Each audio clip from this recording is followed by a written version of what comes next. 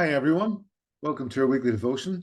Trust that all's going well with you. I want to read you some very familiar verses today. You'll know these verses so well. You'll have memorized them, quoted them. It's from Proverbs chapter 3, verses 5 and 6. And here the sage writes to us, trust in the Lord with all your heart. Do not lean on your own understanding. In all your ways, acknowledge him. That's acknowledge God. And he will make your paths straight or direct your paths as you go about life.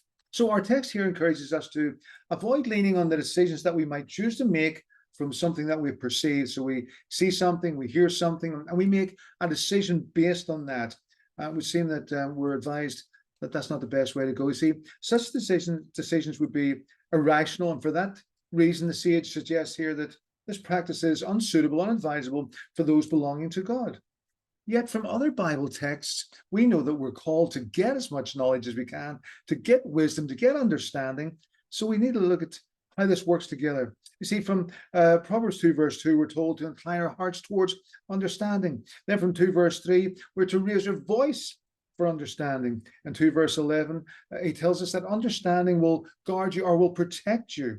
In chapter 3, verse 13, blessed is the one who gets understanding. And then in 14:33, wisdom rests in the heart of a man of understanding.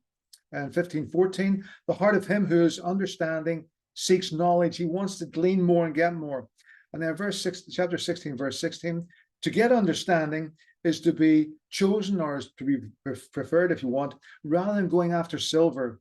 And in 23:23, we're exhorted to buy wisdom, by instruction, by understanding. Get these things are so important for you and I as believers to have. So why then does he tell us to avoid that understanding and to have this other way of living?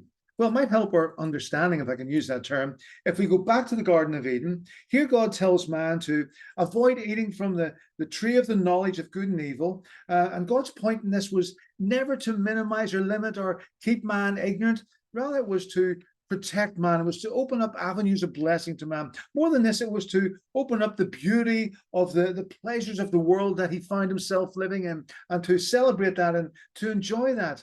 Now, pastor and author John Piper writes these words, and it's as if he writes as if God was speaking. God was saying here, if you eat of that one tree, you'll be saying to me, I'm smarter than you.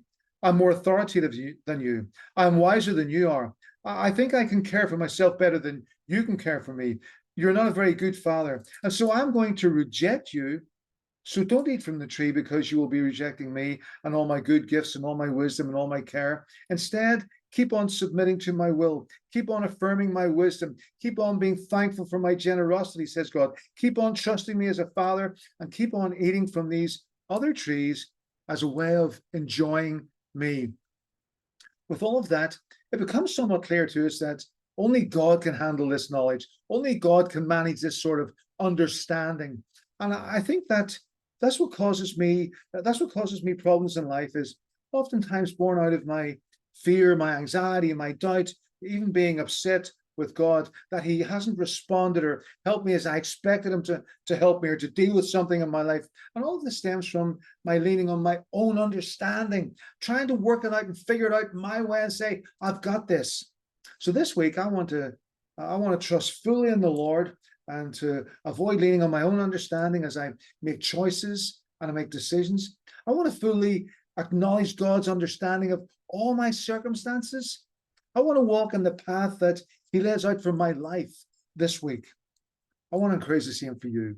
Will you do that as well? Trust him in every step of the way and not lean on your own understanding, but be leaning on what he has prepared for you, what he's leading you through, what he wants to take you through, so that he alone is glorified. So be blessed as you trust in the Lord and you walk with him in his path for your life this week. Be blessed and have a great, great week, and keep trusting in him rather than yourself.